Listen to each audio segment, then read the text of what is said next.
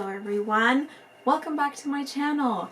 It has taken me a few tries to film this video simply because when I posted my first one there were only 30 of you and that seemed like a very safe number because in my head I was like, it's just my mom, my dad, my brother, my grandparents, my aunt, my uncle, you know. It just didn't seem like a daunting task, but now because of the grace of Noelle, because I know a lot of you are here because of her Instagram story, which I mean, I know I would be preaching to the choir if I told you guys how wonderful she is because a lot of you came from her. So, I mean, my gratitude is truly eternal, and at this point I feel both scared and excited in equal measure. Keep doing this thing because it does make me very happy to be able to talk about books. So yeah, it is now officially 2021, which is so bizarre. I'm sure for a lot of people, yesterday was a bit of a strange day, hence my Happy New Year little hat. I hope it's not too obnoxious. But anyway, I just thought, what better way to start the year than to stand in front of this ring light, can you see it in my eyes, and talk to you guys about the last books that I read in the year of 2020. And I do want to preface this by saying that I was in a deep reading slump in December. I didn't actually pick up a book till I think December 20th. And I was also just very focused with spending time with my family and not too overwhelmed with reading a crazy amount. So I read 5 books in December, and I'm gonna talk about them. There is one, guys, that I'm a bit panicked because I don't exactly know how to describe what it is that I'm feeling. So let's try. I'm gonna try to do it. So the first book I picked up in December was The Kissing Game by Marie Hart. So here's the thing, I do enjoy myself a romance. There's something about it that just puts me in a good mood, makes me excited to read, and sometimes I need something light to break down some heavy books that I read. So it's very ideal in that front. This one though, I really wanted to love it, and I think if you just look at the romance aspect of it, it's a decent book. It's an enjoyable romance. It's about this, frankly, it didn't have that much of an impact, so I don't even remember their names anymore. Rena and Axel. Rena is a diehard romantic and she wants to fall in love. She wants to be in a committed relationship, and she has her eye on this big German man, and she is on the hunt for him, but she doesn't know if he's going to take it seriously enough or if he just wants like a more relaxed thing, which she doesn't want. But little does she know that he also wants the same, so it's kind of like he's going to prove to her that he wants to go all in. Do you know what I'm saying? So that in itself, I was like, you know what, this could be fun, especially because they throw German words in there, and I love Germany, so I was like, this is super exciting.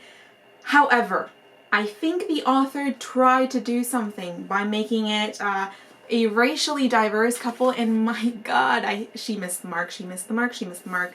So the author herself is white, and I truly just think she didn't do enough research to do that whole concept, that whole identity justice. Does that make sense? I'm hoping this is making sense. It just frankly felt a little tone deaf. Like certain things that she was describing in the plot, I was like, I don't think you exactly know what it is that you're talking about. And by, like, obviously she wouldn't know what she's talking about, right? She's never experienced it firsthand, so it's very hard to write about a perspective that is completely foreign to your own.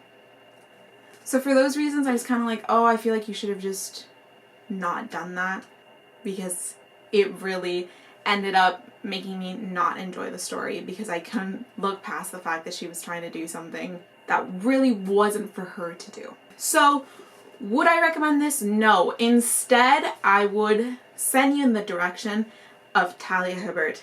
She is the go-to human in all aspects, but she is the perfect example of how to do that correctly.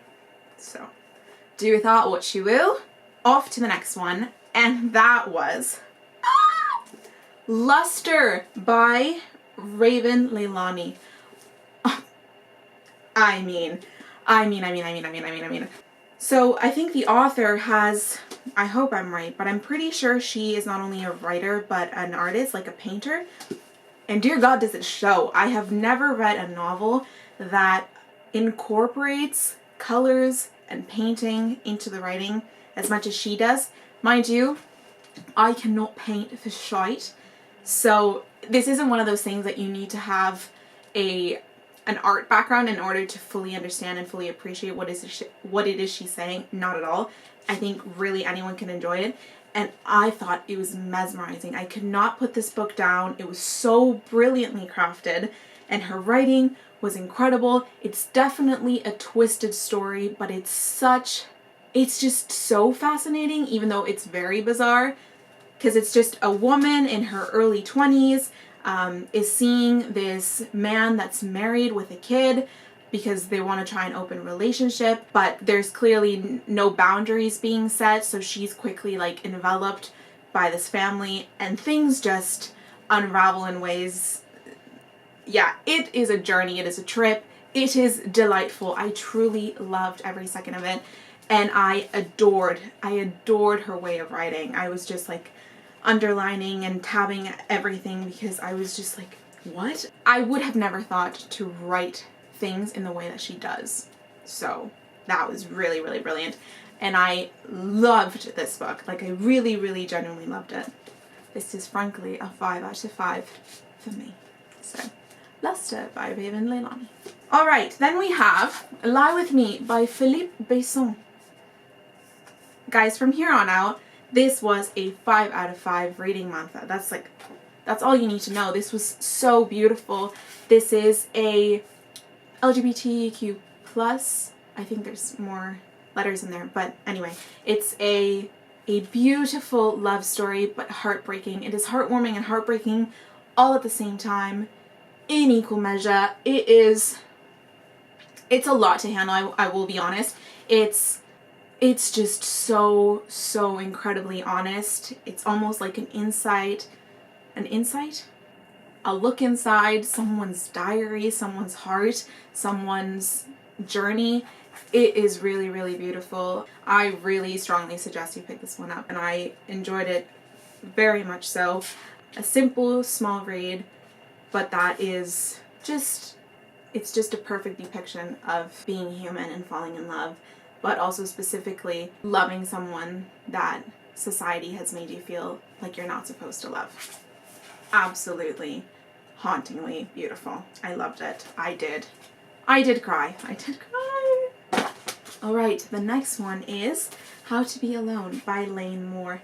I also loved this one, and I will be the first to admit that I picked this book up because in all these little brain sections, I don't know if you can see it, but there's a whole section for Jim Halpert, and that really spoke to me on a personal level. And I'm sure it speaks to a lot of people on a personal level. So I saw that and I was like, say no more. I am yours, you are mine, I am reading you. That was an excessive way to say that I read this book. And I really, really liked it. They're short essays. And I will preface this by saying that if you're the kind of person that likes to read really formal, serious essays, this probably won't be for you. This is definitely more emotional, but emotional in the sense that there's no censoring, right? Like, she writes in all caps, she'll swear, she'll scream, but it's almost very cathartic. This almost feels like you're talking to your friend about their life and how they got to where they are. I guess in a way similar to the other one, but these are just little short essays discussing different things, and I really enjoyed it. I just think this book is really useful because a lot of people, especially this year, have felt like nothing is going right and they feel very alone, and I do think this can provide with a lot of comfort in that regard. So I really, really love this, and yeah, maybe this sounds like something that would be good for you at this time. So, How to Be Alone by Lane Moore. And last but not least, guys, that is Between the World and Me by Ta-Nehisi Coates.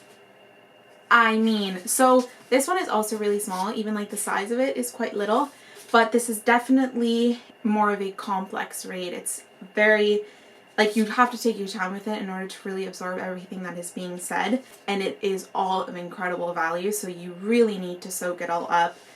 It is, of course, beautifully written. He has quite a magical way with words, but the content is so important, and it's so eye-opening. Yeah, this was definitely one of those books that after I was reading essays on the book online just to further my understanding of the book even more, because I was really fascinated by it. By no means is this an easy read or perhaps a beginner's read to this topic, because it is very complex and difficult, challenging, but very worth it. I highly encourage this. This is a book by the author, written to his son, on what it is like to grow up being Black.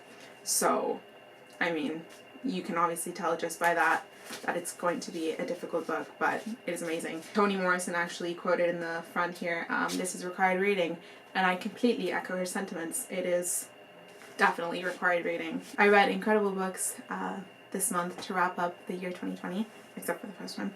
So yeah, I'm really, really happy, and even happier that you guys are here and watching and sharing the love of books. So thank you so much for watching, and I will be posting very shortly with my best books of 2020. So I hope to see you then.